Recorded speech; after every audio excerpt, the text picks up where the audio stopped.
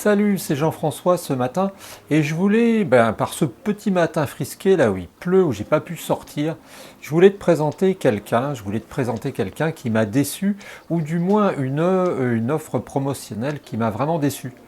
Parce qu'en fait, j'étais super content, tu vois, j'étais dans mon Leclerc, parce qu'il est pas à moi, hein, mais c'est le Leclerc où je vais tranquillement faire mes courses régulièrement.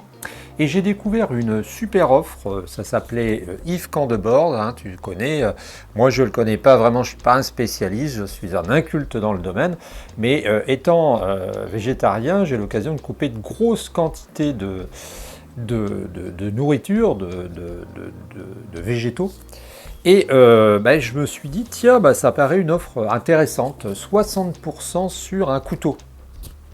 Et j'ai acquis un couteau que je trouve merveilleux. Ce n'est pas du placement de produit, le voilà. C'est le couteau de chef de l'opération Yves Candebord et ça marche avec les petites vignettes qu'il te donne à la caisse. Quand la dame te dit, voulez-vous avoir des vignettes, que je vous donne les vignettes. Et prenez-vous les vignettes, c'est l'expression consacrée. Et tu obtiens ce superbe couteau qui, au demeurant, ce couteau, au demeurant, je suis en train de regarder sur le petit dépliant, parce que je l'ai gardé, tu vois. Je suis en train de regarder, et c'est un couteau merveilleux. Je l'ai utilisé, voilà. C'est un couteau qui, sans vignette, coûte 17 euros, 18,90 €, hein, je te le mets là, voilà, tu vois, c'est là. Et c'est un couteau de chef. On nous dit sa lame longue et lisse permet de découper aussi bien les grosses pièces de viande en tranches, donc ça c'est pas pour moi, que les gros poissons en darne ou pavé. Non, c'est pas celui-là. C'est pas celui-là. C'est pas celui-là. C'est le couteau de chef. Voilà, il est là le couteau de chef. Ah, je te dis des bêtises. Je vais te lire ce qui est écrit. C'est le couteau à tout faire de la cuisine. Sa longue lame permet de trancher finement de la viande, de la volaille en un seul geste, de couper ou hacher tout type d'aliments. Alors il est proposé à 19,90 €, hein, tu vois. Et là, avec 5 vignettes, tu l'obtiens à 7,96 €. Alors c'est un excellent couteau, il est merveilleux. Le voilà, je te le redis, et il est parfait. Alors, si je peux te dire que c'est un couteau qui est parfait, c'est tout simplement parce que moi, je viens d'une ferme. Mon père n'était pas fermier, mais mon grand-père est fermier, et je vis dans un village, et les couteaux, on connaît. Tu sais, moi, quand j'entends le son du couteau qui s'aiguise, eh bien, je sais que parfois, je le raccorde malheureusement à l'exécution d'un animal, parce qu'à la ferme de mon père, quand il avait une petite ferme, même en étant fonctionnaire, eh bien, il avait l'habitude de temps en temps de tuer des animaux. Ce qui fait que je suis devenu végétarien et presque complètement vegan parce que j'en avais marre. Toutefois, je connais les couteaux. Et là, je peux te dire que ce couteau-là, c'est pas de la daube, hein, c'est un excellent couteau. Alors, je ne suis pas encore en train de... Tu vas voir, parce que d'où vient ma mauvaise surprise. C'est un excellent couteau et techniquement, il est pour ainsi dire irréprochable. Manche en acacia, 2 rivets, parfaitement fait, une bonne garde, superbe équilibre dans la main, surtout une lame très fine, et puis ça s'entend d'ailleurs, t'entends, hein. Il coupe comme du rasoir, hein. Si je te prends une feuille, je peux te la couper comme du papier à cigarette, et il est merveilleux. Seulement, il y a un problème avec ce couteau, et j'ai un problème avec Monsieur Candebord. Malheureusement,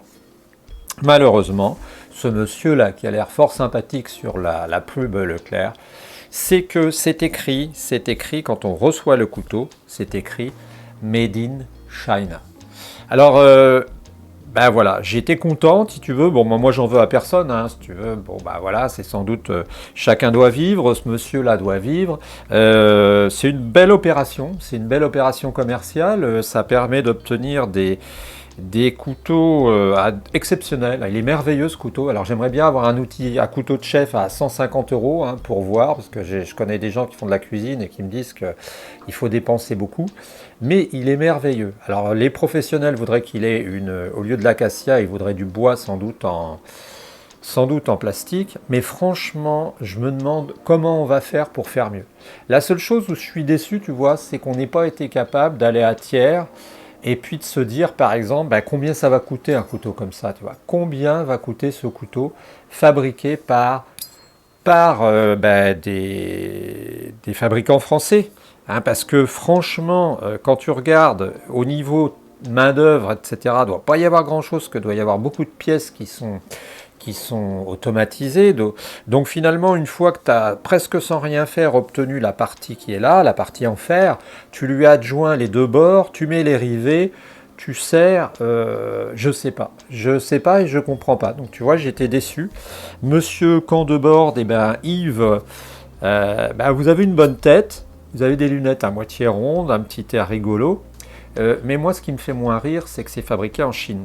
Alors si toi, tu as des nouvelles, on va dire des connaissances sur le sujet, donne-moi ton sentiment. Hein. C'est pas une polémique pour faire une polémique, c'est simplement que, est-ce qu'on n'est pas capable de faire un couteau comme ça en France? Alors je sais ce qu'on va me répondre, peut-être, on verra les développements. On va me répondre, bah oui, mais si tu veux faire ce couteau-là en France, eh bien ça va coûter 3 fois plus. Réagissez, donnez-nous votre avis dans les commentaires. J'attends que ça, hein, parce qu'il va falloir qu'on se lance quand même dans une reconquête de quelques produits. Hein. On ne peut quand même pas laisser un couteau comme celui-ci, aussi beau, aussi magnifique, soit-il, et aussi utile, parce que je te dis, moi hier, pour te donner un exemple, j'ai coupé une orange. J'ai coupé une orange et je l'ai coupée en 4. J'ai coupé d'abord en 2, puis en 2. Tu vas peut-être pas me croire, mais je me suis aperçu qu'en fait le petit début de tige, tu sais, qu'il y avait là en haut de l'orange, qui est dur, hein, qui est comme du bois, et je l'ai coupé en 4. C'est-à-dire que je l'ai d'abord coupé l'orange en 2 et j'ai coupé ce morceau en 2, et après quand je l'ai mis à plat, j'ai coupé en plat. C'est un outil formidable, il est magnifique. La seule demande, la seule regret que j'ai, c'est qu'on n'ait pas pu le produire en France. Alors si toi, tu as des lumières dans le domaine, dis-nous-le, parce qu'il faut absolument qu'on reconquiert notre industrie et puis notre savoir-faire, parce que voilà, j'ai été très déçu. Salut!